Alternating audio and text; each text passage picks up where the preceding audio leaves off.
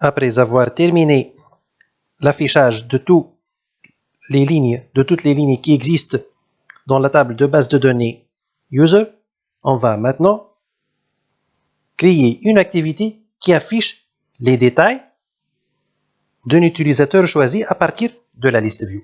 C'est-à-dire lorsque l'utilisateur de notre application cliquera sur un item, une nouvelle activité doit s'afficher en lui montrant les détails de cet utilisateur-là. Donc ici, on va créer une nouvelle activité et on va consommer le web service que nous avons déjà créé au niveau de la première vidéo qui s'appelle SelectOne. Voici le code de ce web service-là. Il permet d'afficher les détails d'un utilisateur donné suivant son ID. Voilà le résultat de SelectOne. Donc ici, je n'ai pas fourni l'ID. Bien sûr, success va être 0 et message required field is missing. Donc ici, on va créer une nouvelle activité. Donc, je sélectionne App, puis File.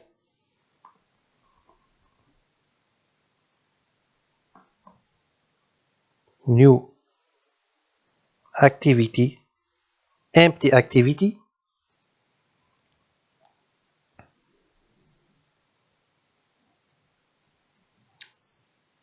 Je vais nommer cette activité Detail et non pas F. Donc, c'est D. Detail Activity. Voilà. Et je vais cliquer sur Finish.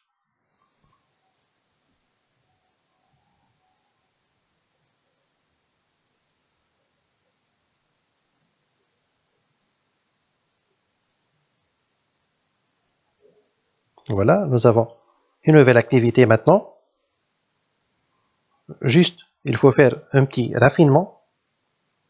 Donc, ici, c'est notre liste view qui affiche au niveau de chaque item l'ID, le nom et l'âge de l'utilisateur.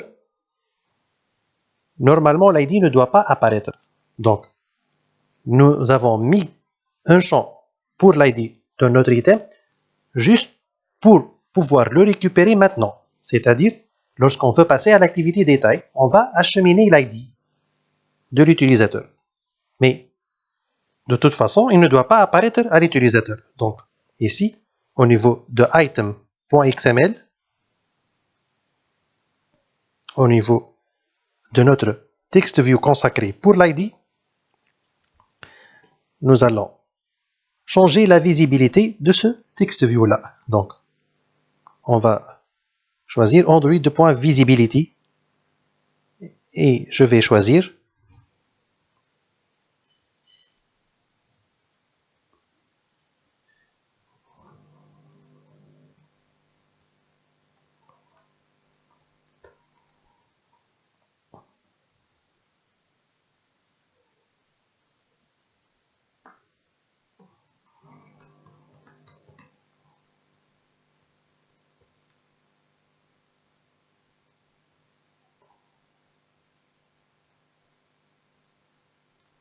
Android.visibility égale à Gun. Voilà.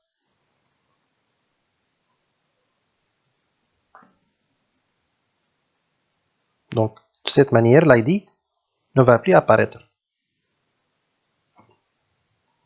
On va passer maintenant à notre liste user.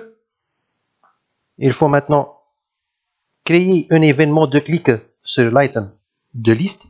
Donc ici, au niveau de la méthode onCreate, après l'exécution de la syntaxe all, ici il faut configurer un clic sur notre liste view à travers ls.set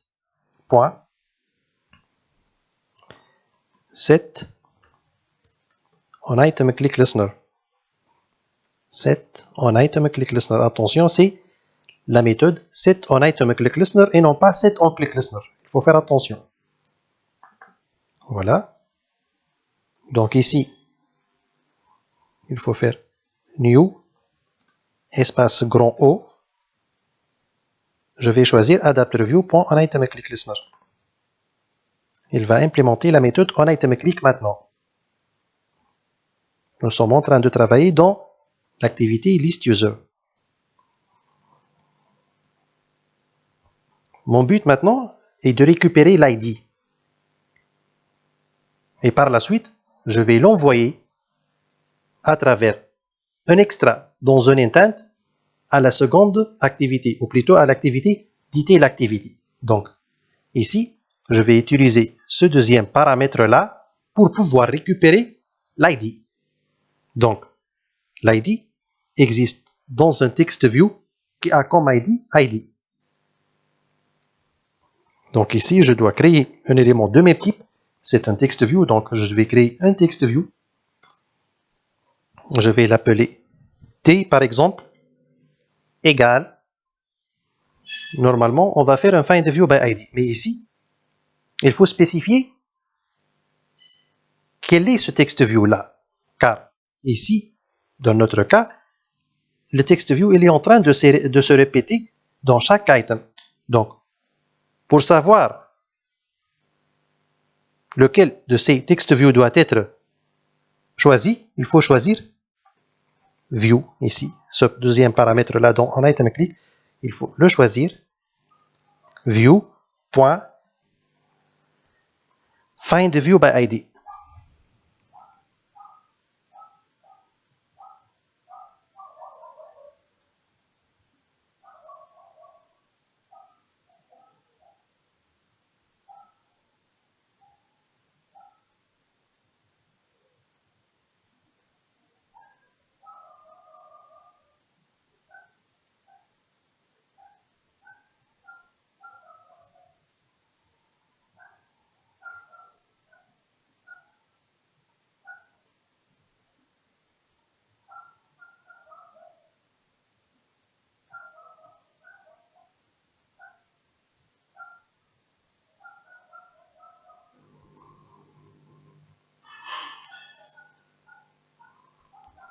Voilà, FindViewById.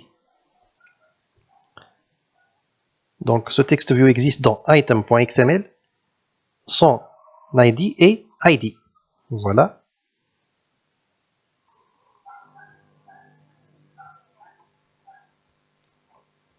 r.id.id. Voilà.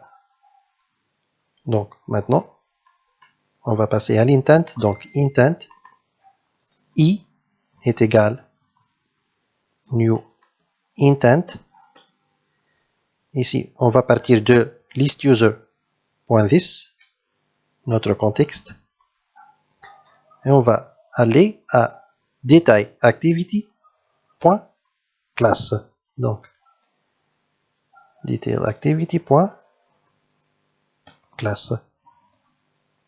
Il faut acheminer l'ID qui existe dans ce TextView maintenant, donc à travers un extra, donc i.put extra. Je vais utiliser une clé de mon propre choix, je vais choisir ID tout court. Et le contenu, c'est t.getText.toString.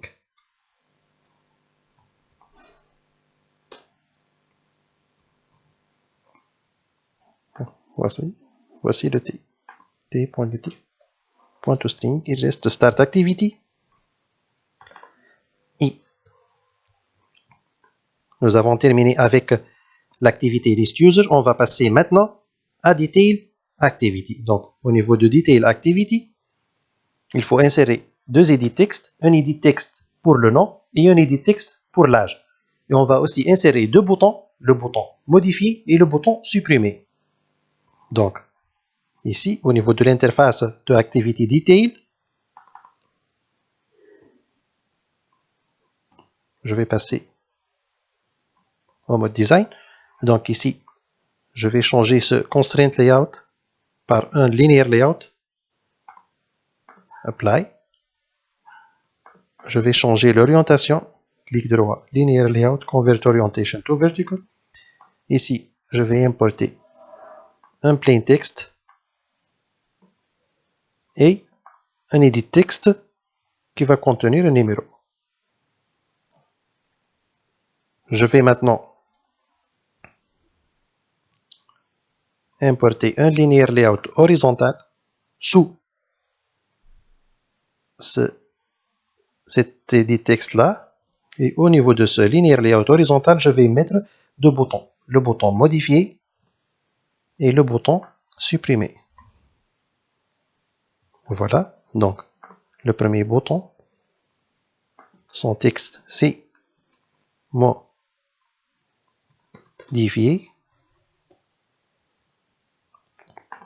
Ce bouton-là, son texte, c'est supprimer. Le premier edit texte doit avoir un ID différent, un ID plus simple. Non, par exemple. Le deuxième edit texte doit avoir un ID plus simple aussi, c'est âge. Entrée. Voilà, donc nous avons terminé la partie graphique. On va passer maintenant à l'activité Detail Activity. Donc, nous avons deux edit texte et deux boutons. Donc, edit texte, nom, virgule, âge, point virgule. Nous avons aussi deux boutons, donc button, mode, sup. Au niveau de onCreate, il faut faire find_view by ID. Donc, nom est égal find_view by ID r.id.nom.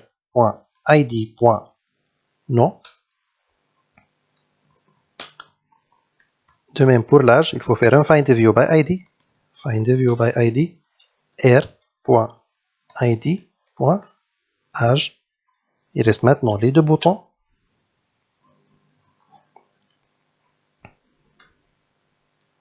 Donc, mode est égal find_view by ID r.id. Donc, il faut vérifier ce que nous avons mis comme ID pour ces deux boutons-là. Donc, nous n'avons pas changé les ID.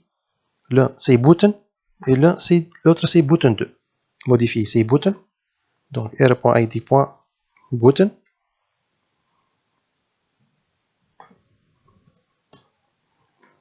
Sup est égal find_view by ID r.id.button 2. Voilà. Maintenant, il faut récupérer l'ID qui a été envoyé à partir de liste user. Donc ici, je vais créer une chaîne de caractères string ID dans laquelle je vais mettre ce qui a été envoyé avec l'intent au niveau de l'extra. Donc ici, je dois créer un bundle. Je vais l'appeler extras est égal getIntent.getExtras. Il vaut mieux faire un test ici sur cette variable extras. If extras not nul, alors on récupère l'ID à travers ID est égal extras.getString. Et ici, il faut remettre la clé que nous avons utilisée durant l'envoi. Donc, c'est ID. Donc, on prend ça, CTRL-C, et ici, CTRL-V. Voilà. Donc, l'ID de l'utilisateur choisi est mis maintenant au niveau de cette variable-là. On va passer maintenant pour créer notre async task. Donc, on quitte la méthode onCreate. On va créer une nouvelle classe. On va l'appeler select extends async task. Donc, nous avons beaucoup parlé de l'async task au niveau des vidéos précédentes. Donc, vous pouvez retourner aux vidéos précédentes au niveau de cette playlist pour comprendre à quoi sert la création de cette classe qui hérite de async_task. Donc, string.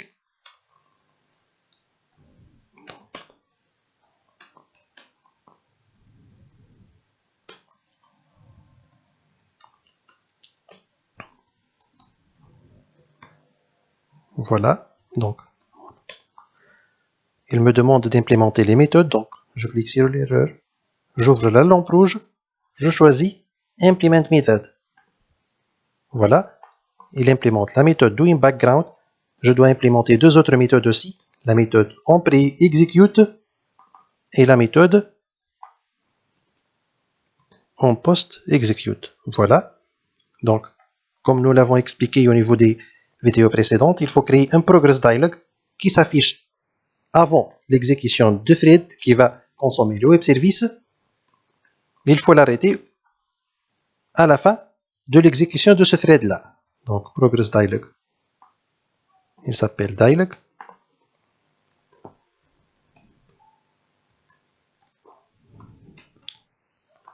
Dialog est égal à new. Progress dialog. Ici, je vais mettre dataActivity.this, point virgule. Donc, dialog.setMessage. Patientier, s'il vous plaît. Et finalement, dialog.show. Il faut arrêter cette boîte de dialogue après la fin de l'exécution de thread. Donc, au niveau de onPost_execute, il faut faire dialog.cancel. Il est temps maintenant de récupérer le contenu du web service. Ceci doit s'effectuer au niveau de doInBackground. Donc ici, la première chose à faire est d'instancier la classe JSON_parser qui contient la méthode makeHTTP_request. Donc nous avons expliqué l'utilité de makeHTTP_request dans les vidéos précédentes. Donc ici, au niveau de Detail Activity, je dois créer une instance de cette classe JSON_parser. Donc JSON_parser parser par exemple. Il faut l'instancier new JSON_parser. Voilà.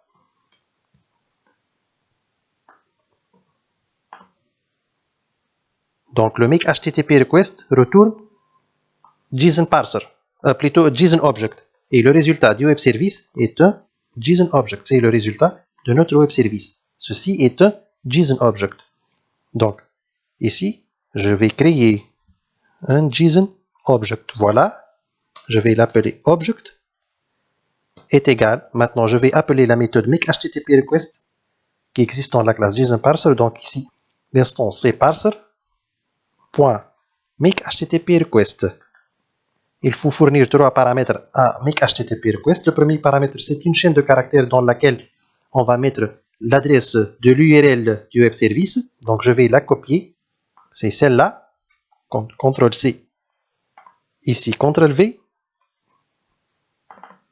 Attention, il ne faut pas garder localhost. Il faut la transformer en 10.0.2.2. Il ne faut jamais enlever le HTTP. Le deuxième paramètre, c'est la méthode, c'est-à-dire get au poste. Et ici, au niveau de notre web service, nous avons utilisé get pour envoyer l'ID. Donc ici, je dois spécifier la méthode get dans le second paramètre. Le troisième paramètre, c'est l'HMAP qui contient les valeurs que nous voulons envoyer à ce web service. Donc, je dois créer ici un HMAP.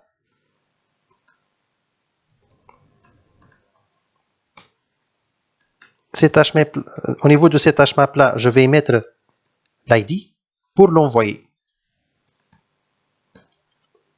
Donc,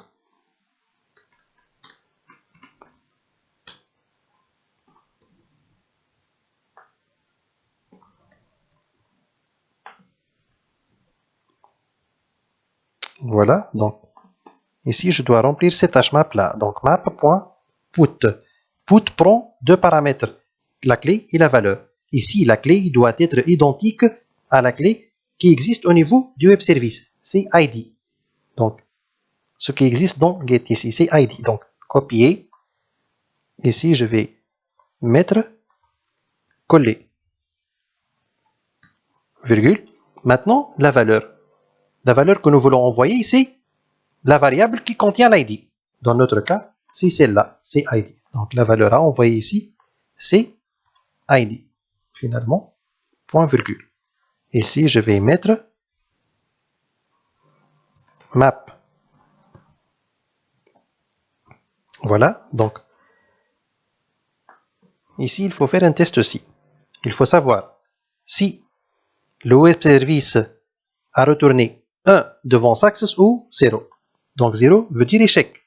1 veut dire que le résultat a été retourné avec succès.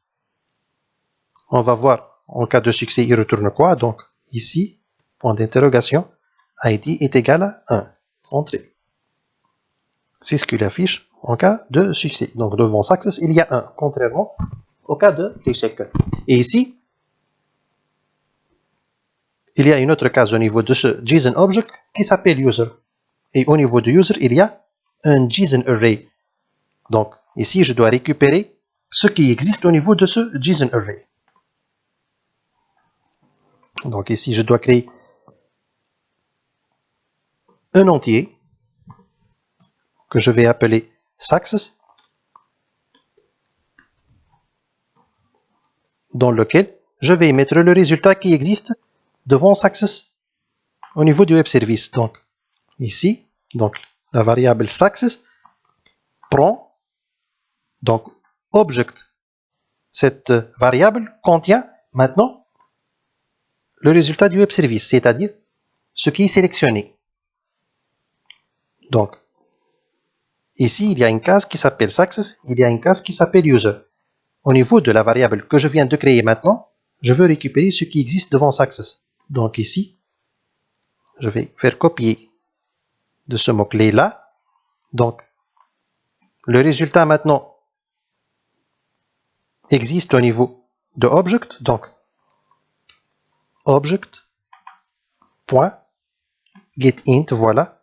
Et le mot-clé, c'est success. De cette manière-là, la variable success va avoir ce qui existe devant ce success-là dans le résultat du web service. Donc ici, il veut que nous ferons un surround with try catch. Donc voilà. Tout le travail doit s'effectuer au niveau du bloc try. Donc ici, il faut faire un test if success, si cette variable égale à 1. C'est le cas de succès. Dans ce cas-là, il faut récupérer ce qui existe devant user. Donc, ce qui existe dans user, c'est un JSON array. Et nous avons expliqué ça au niveau de la précédente vidéo. Donc, ici, je dois créer un JSON array au niveau de ce bloc if.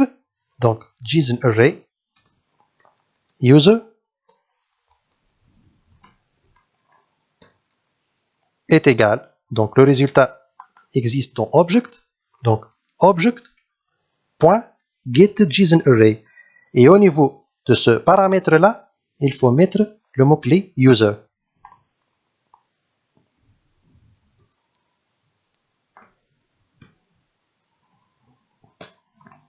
Voilà. Donc, nous avons récupéré ce JSON array au niveau de notre variable user. Maintenant, au niveau de ce JSON array, il y a un JSON object. Donc, je dois récupérer maintenant ce JSON object. Donc, je dois créer un JSON object. Je vais l'appeler O est égal. Donc, ce JSON object existe dans le JSON array user. Maintenant, donc user.getJSONObject. Ici, je dois fournir l'index. nous sommes certains dans notre cas d'avoir un seul utilisateur. Donc l'index qui existe pour ce JSON-Object, c'est l'index 0. Donc ici, getJSON-Object de 0. Point virgule. Maintenant, je dois récupérer le nom et l'âge qui existent dans ce JSON-Object que nous venons de récupérer. Donc je vais créer deux chaînes de caractères au nom.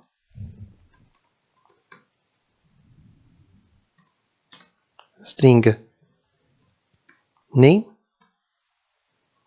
Une autre variable que je vais nommer old.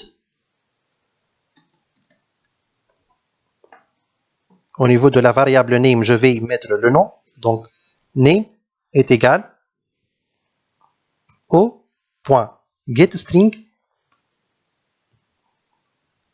Et ici, je dois utiliser ce mot-clé-là. CTRL-C. Et ici, CTRL-V. Voilà, donc nous avons récupéré le nom et nous l'avons mis au niveau de name. Donc, c'est grâce à ce JSON-Object O qui prend ce JSON-Object qui existe dans le résultat. Donc, on va faire de même pour l'âge. Donc, old est égal au point getString. Au point getString. Et ici, il faut récupérer ça.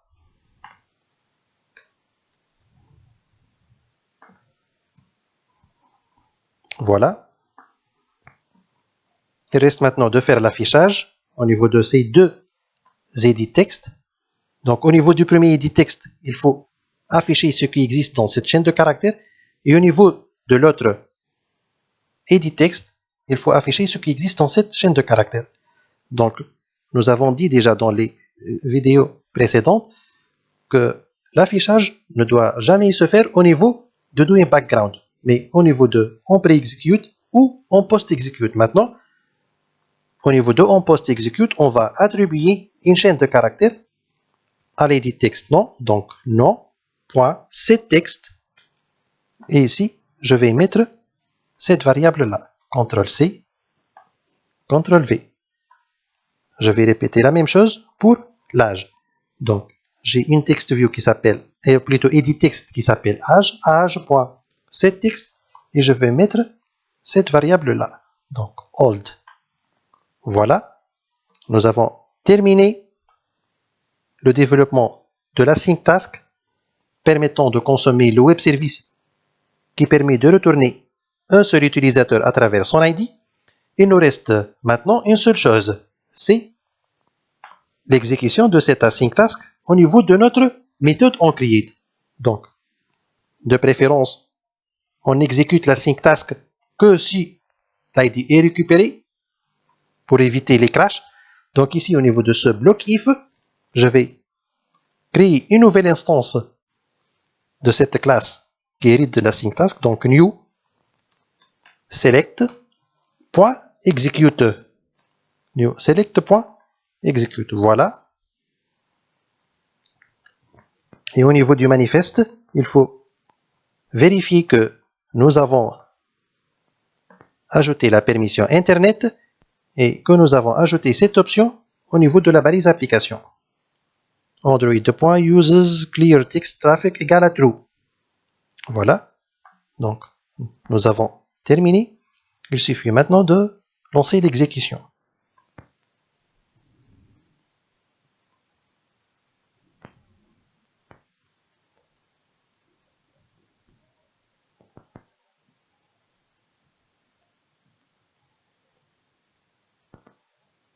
Voilà, il est en cours d'installation. Donc, on ouvre l'émulateur. C'est l'activité d'ajout. Par exemple, on ajoute un nom, on ajoute un âge. On clique sur ajouter. Maintenant, il nous affiche la liste. C'est l'utilisateur que je viens d'ajouter maintenant. Si je clique sur un item, je dois passer à Detail Activity. Donc, si je clique sur cet utilisateur-là que je viens d'ajouter, voilà, c'est l'activité Detail Activity. Elle m'affiche le nom dans le premier edit text et elle m'affiche l'âge dans le second. Si on teste avec un autre utilisateur, par exemple celui-là, voilà, le nom est affiché dans le premier edit text et l'âge est affiché dans le second edit text. Il nous reste maintenant juste deux tâches. C'est la tâche qui permet de modifier l'utilisateur et la tâche qui permet de supprimer l'utilisateur. Donc on va créer deux async tasks au niveau de la classe Detail Activity pour effectuer la modification et la suppression. Ceci va être effectué au niveau de la prochaine vidéo.